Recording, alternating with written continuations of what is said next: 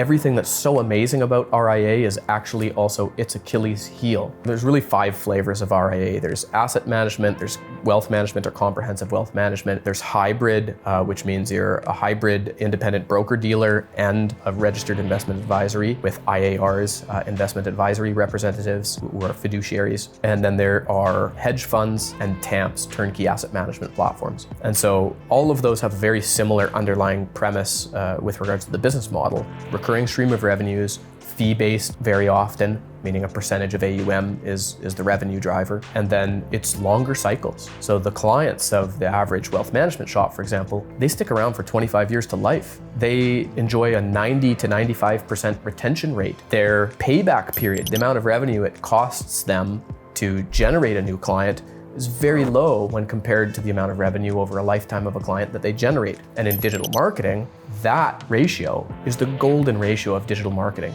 CLTV over CAC, client lifetime value over cost of acquiring the client. And in digital marketing, in other business models that are in growth industries that have similar underlying drivers, recurring revenue stream, payback period, churn rate or a retention rate, like that's the way of analyzing a business like this. For example, a software as a service company. If you can get a 6-to-1 CLTV over CAC, it's like you're crushing it, right? If you can get a 7-to-1 CLTV over CAC, it's like crank the digital marketing spend because you want to grow. Then that whole model is driven by venture capital and private equity and multiple rounds of raising and founders who want to pursue a liquidity event. They want an exit. They want crazy arbitrage on their investment. Like they want 102x their investment plus, and many of them do. That SaaS space has more unicorns and more hyper growth than I think any other type of business in history. And it's so similar to wealth management. So that brings me to the Achilles heel. Because of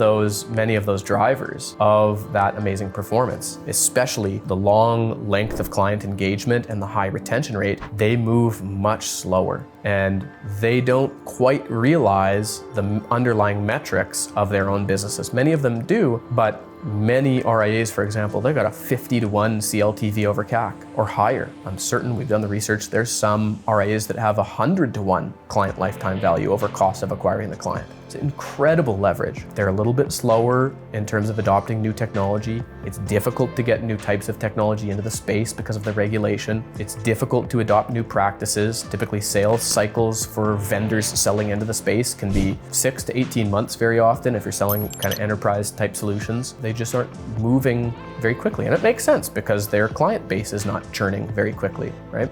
Obviously, SaaS is like, hey, you're maybe lucky if you can get a client to stick around for 9 months. 12 months in many cases in SaaS. It might take you 3 months of revenue or 5 months of revenue from a single customer in the SaaS world to cover what it costs to acquire that client. So it's a strange double-edged sword in RIA, and that to me is so much of the underlying mechanics, and it's that interplay. It's an incredible business model. It's one of the best business models in the world, in my opinion, but because it's so good and so sticky and the retention is so high, it's very slow to change.